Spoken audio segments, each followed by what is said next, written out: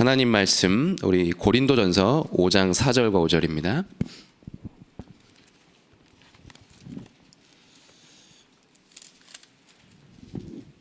고린도전서 5장 4절 5절입니다. 제가 읽겠습니다. 주 예수의 이름으로 너희가 내 영과 함께 모여서 우리 주 예수의 능력으로 이런 자를 사탄에게 내주었으니 이는 육신은 멸하고 영은 주 예수의 날에 구원을 받게 하려 함이라. 아멘. 네, 오늘 말씀은 죄는 회개하고 죄는 용서받아야 한다 라는 말씀입니다. 오늘 새벽 예배를 통하여 우리 모든 예배 드리는 성도님들이 하나님 언약을 붙잡고 현장을 향한 미션을 가지고 나가는 시간 되기를 바랍니다. 오늘 본문은 이제 고린도 지역과 교회에 대한 전도자 바울의 메시지인데요. 저희가 지금 다 읽지는 않았지만 이 고린도전서 5장에 보면 이제 고린도 교회와 지역에 여러 가지 타락에 대한 부분, 또 음행에 대한 부분에 대한 메시지가 나옵니다. 고린도 교회는 이제 사도행전 18장을 보면 이제 고린도 지역에서 이제 브리스가 부부, 이 제자들을 중심으로 세워진 교회입니다. 근데 이제 이 지역이 이제 항구 도시고 또 이제 그러다 보니까 큰 아프로디테 신전도 있고 또 많은 물건들과 사람들이 이제 통하는 지역이었습니다. 뭐 지금도 그렇지만 이런 지역들 자체의 특징이 우상이 심하고 또 이제 음란 문제도 심각했습니다. 근데 사실 다르게 보면 세계복음화 할 수 있는 굉장히 중요한 지역이기도 하죠. 근데 이제 교회 안에서는 이렇게 세워진 이 고린도 교회에 또 파벌 싸움이 막 있었습니다. 바울파, 아볼로파, 또 게바파, 게바는 베드로죠. 그리고 그리스도파, 이렇게 나눠져서 막 또 일꾼들과 제자들은 분쟁하고 있었습니다. 근데 이제 이 와중에 이 지역의 음행 문제가 이제 교회 안에도 들어온 겁니다. 교회 안에서도 드러난 겁니다. 그래서 오늘 말씀 제목이 죄는 회개하고 죄는 용서해야 된답니다. 이제 이런 부분을 회개해야 된다. 이제 강력한 메시지를 오늘 바울이 전달하고 있습니다. 근데 진짜 중요한 건 무엇입니까? 우리가 이제 회개를 말할 때, 이 회개를 주장하고 말할 때 진짜 상대방이 하나님 앞에 회개하도록 하는 것이냐, 이게 중요하죠. 근데 진짜 중요한 건 상대방이 회개하는 걸 말하면서 상대를 정죄하고 그래서 그 사람이 다시는 일어날 수 없도록 만드는 것도 많거든요.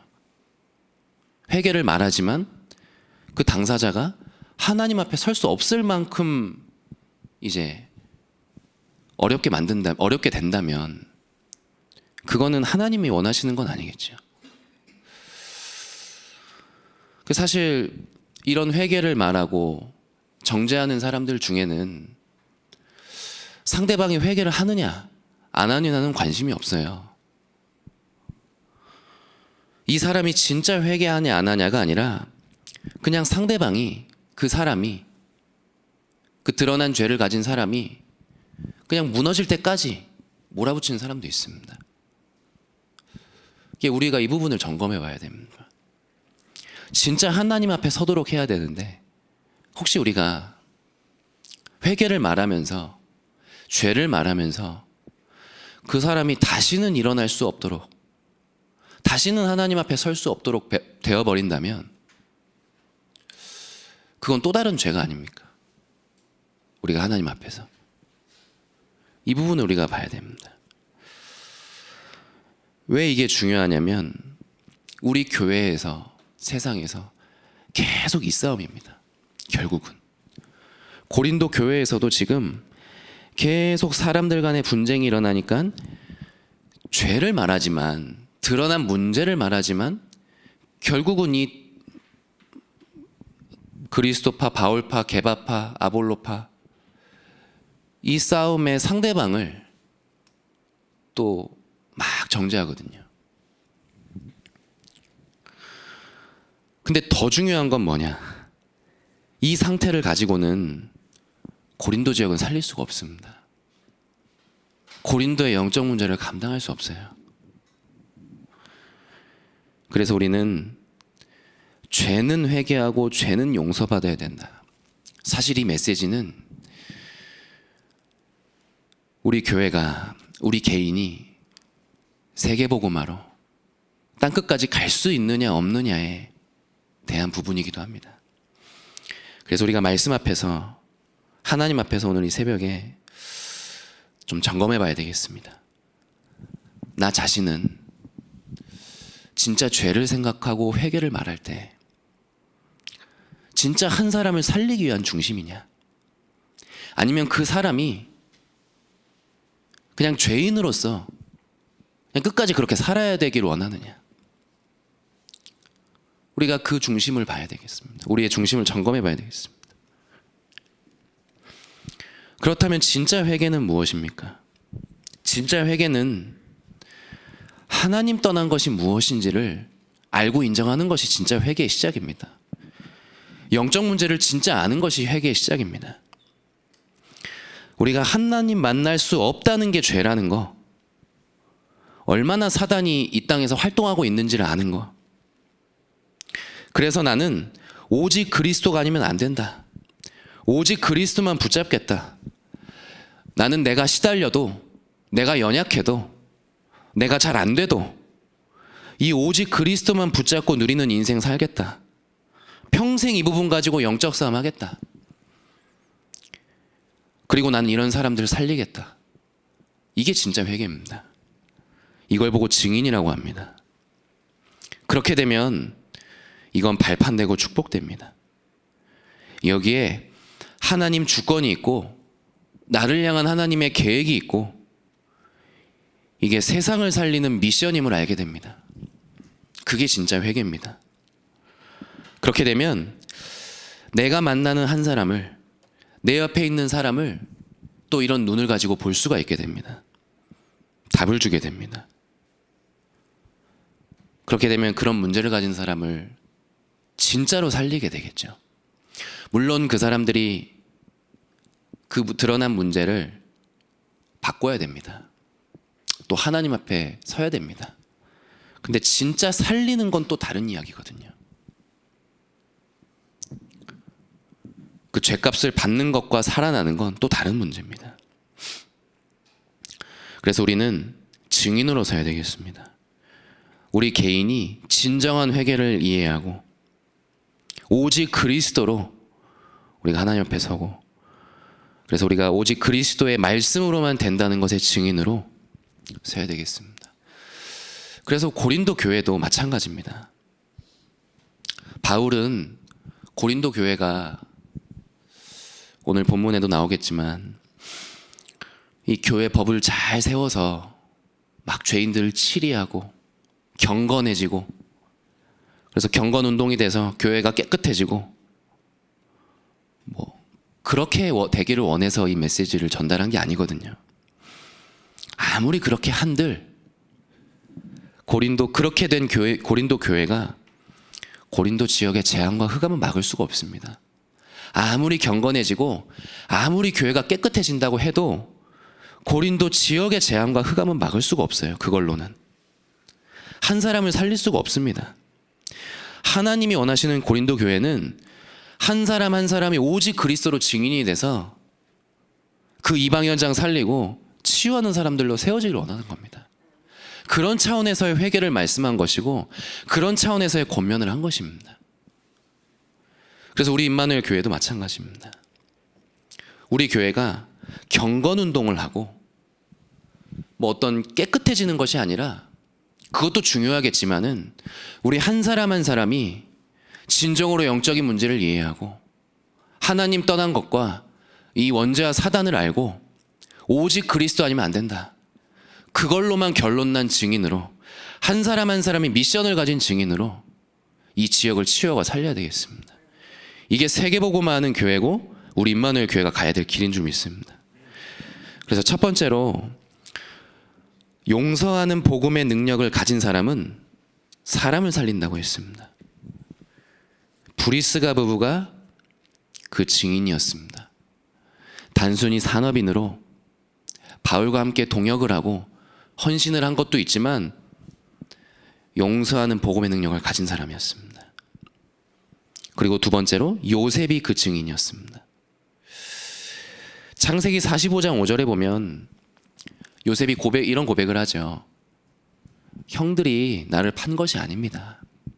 형들을 앞서서 하나님이 저를 보내신 겁니다.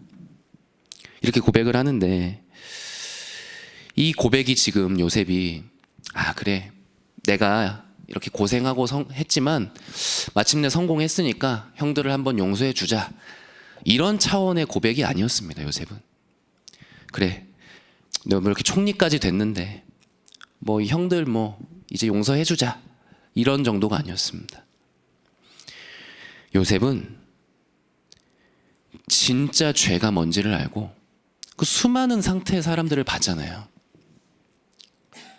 그 보디발 현장에서, 감옥의 그 정치범들 사이에서 수많은 사람들을 보면서 진짜 영적 문제가 뭔지도 보고, 또 자신의 인생이 세계복음화 속에 하나님의 주권 속에 미션을 가지고 언약의 여정을 갔다는 걸 봤습니다. 그래서 형들의 영적인 상태도 봤고 하나님의 계획도 봤기 때문에 그 고백을 한 거예요. 형들의 영적 상태를 진짜로 이해합니다. 저는 그럴 수밖에 없지 않겠습니까? 형들이, 저는 괜찮습니다. 그리고 저를 하나님이 그렇게 인도하신 겁니다. 이 고백이거든요. 그게 진정한 용서입니다. 그래, 나는 괜찮아, 당신은 잘못했지만 나는 괜찮아, 이게 아닙니다. 그 사람의 영적인 상태와 문제를 보고 나를 향한 하나님의 절대 계획을 보니까 그게 진짜 괜찮은 겁니다. 그게 진정한 용서입니다. 그게 사람을 살리게 되는 겁니다. 두 번째로, 용서하는 복음의 능력을 가진 사람은 한 세대를 바꿨습니다. 여기에 보니까 이제 기도처 본문이에요. 빌레몬과 오네시모가 나옵니다. 두 번째로. 똑같습니다. 이 빌레몬이 이 오네시모의 문제를 본 게 아닙니다. 오네시모라는 한 사람을 향한 하나님의 절대 계획과 미션을 받습니다. 이 오네시모가 계속 반복되는 문제가 있었습니다. 근데 끝까지 기다린 거예요. 골로새 교회의 감독으로, 목회자로 설 때까지 중직자로서 기다려주고 함께 해주고 그 여정을 간 겁니다. 오네시모와 함께 중직자와 목회자의 관계였기도 했지만 마침내는요, 세계복음화의 하나님의 주권 속에 본다면 사실은 동역자의 관계였고 치유하는 관계였고 함께하는 여정이었습니다. 사실 저도 이 자리에 서 있지만 제가 오네시모 같은 사람이거든요.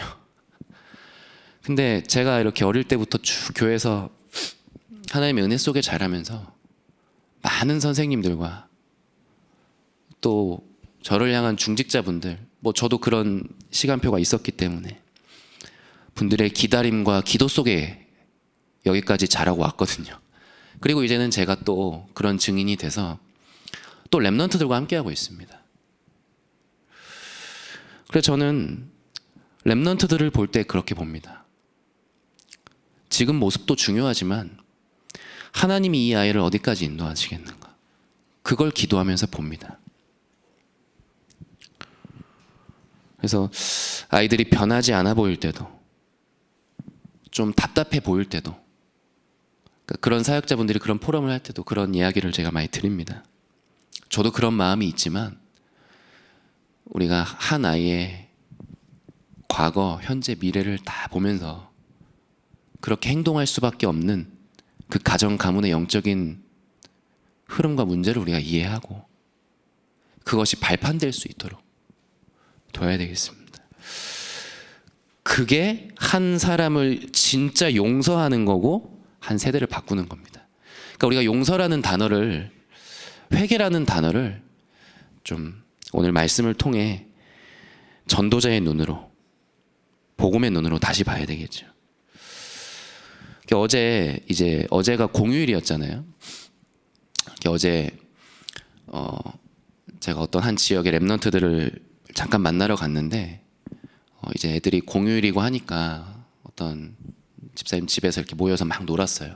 막 노는데 이제 노는 그 끄트머리에 제가 갔어요. 가가지고 이제 갔는데 막 이제 놀다가 이제 제가 오니까 아 목사님 오셨다 해가지고 이제 마지막 애들이 집으로 흩어지기 전에 이제 제가 잠깐 기도해주고 뭐 이렇게 애들을 보내자 해서 제가 이제 기도를 해줬습니다. 근데 이제 그 중에 우리 랩런트들도 있었는데 아직 부모님이 신앙생활 안 하는 집 애도 있었거든요. 그 이제 제가 기도를 하려고 하는데 기도하는데 애들이 다 눈 감고 기도해야 되잖아요. 근데 그 부모님 신앙생활 안 하는 그 애한테 그 부모님한테 전화가 온 거예요. 그 애한테서 이제 시간이 좀 늦었으니까 어딘지 이제 부모님 확인하려고 하셨겠죠. 근데 이제 기도를 하니까 전화를 못 받잖아요. 기도를 해야 되니까. 그러니까 이제 제가 기도하는 사이에 전화가 끊어졌어요. 그리고 이제 다시 기도 끝나고 전화를 거니까 이제 왜 전화 안 받았냐 그 애한테 이제 그 엄마가 막 좀 뭐라고 한 것 같아요. 그러니까 그 애 입장에선 억울하잖아요.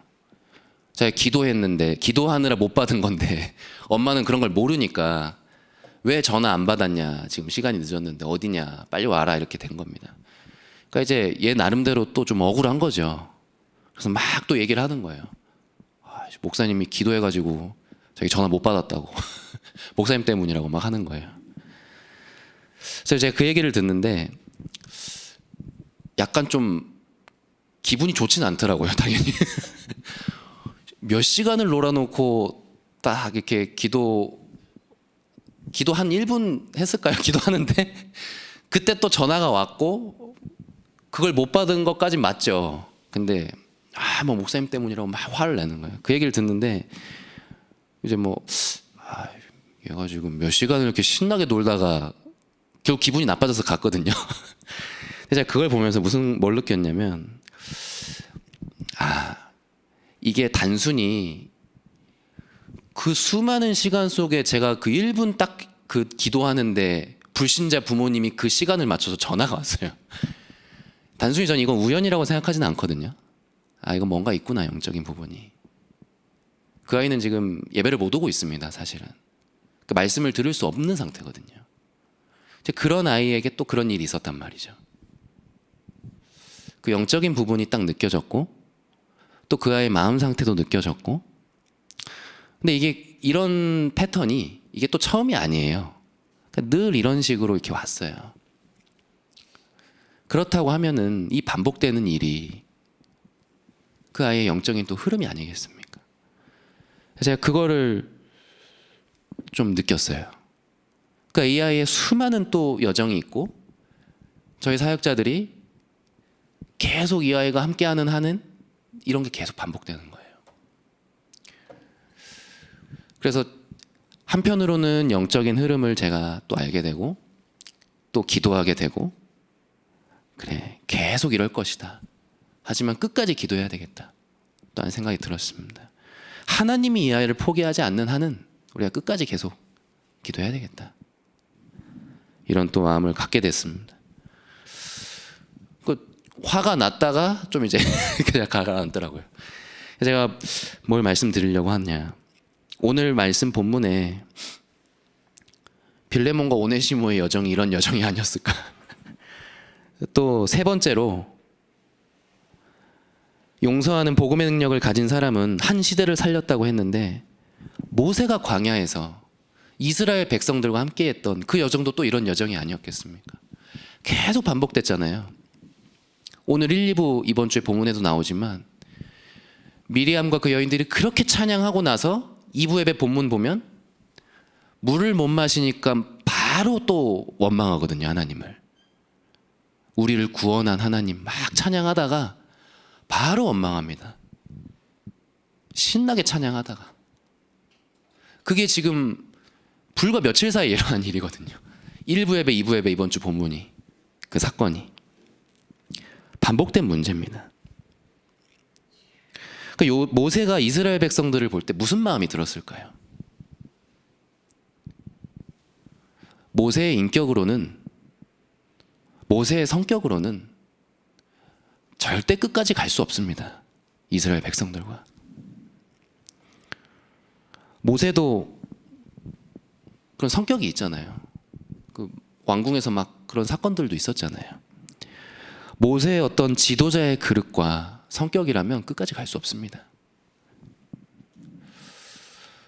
그런데 하나님의 말씀을 붙잡고 언약을 붙잡고 그 이스라엘 백성 한 사람 한 사람의 그 노예로 살았던 그 상태를 이해하고 끝까지 언약 붙잡고 간 겁니다. 우리가 현장을 볼 때 이런 눈으로, 한 사람을 볼 때 이런 눈으로 봐야 되겠습니다. 이게 용서하는 복음의 능력을 가진 사람입니다. 이거는 한 시대를 살리게 됩니다. 그리고 엘리사가 그런 눈으로 아람 군대를 그렇게 보내줬고요. 바울은 자신을 죽이려고 했던 그런 사람들을 위해서 또 끝까지 기도했습니다. 유대인이, 본인이 원래 유대인이었지만 나중엔 유대인의 원수가 됐잖아요. 하지만 유대인 복음화를 위해 끝까지 기도했습니다. 바울은 로마서에 보면 그 중심이 나오거든요. 그래서 결론으로는 우리가 오늘, 사실 오늘도 있지만 평생 우리가 붙잡아야 될 중심이 영혼 사랑입니다. 우리 실제로 우리 주변에 교회 안에 연약한 분들 있지 않습니까? 갈등 일으키는 분들 있지 않습니까? 우리 교회 안에요. 그리고 또 현장에, 우리가 만나는 현장에 시달리는 사람들도 있습니다. 오늘 본문에 나온 고린도 교회, 고린도 지역에 있던 사람들처럼, 또 오네시모처럼, 이스라엘 백성들처럼 반복적인 문제로 계속 같은 거 반복하는 분들이 있잖아요. 시달린다는 게 뭡니까? 알고도 계속 되는 거예요. 영적인 문제가 뭡니까? 알지만 안 되는 거예요. 아, 오늘은 하지 말아야겠다, 또 갑니다. 계속 반복되는 거예요.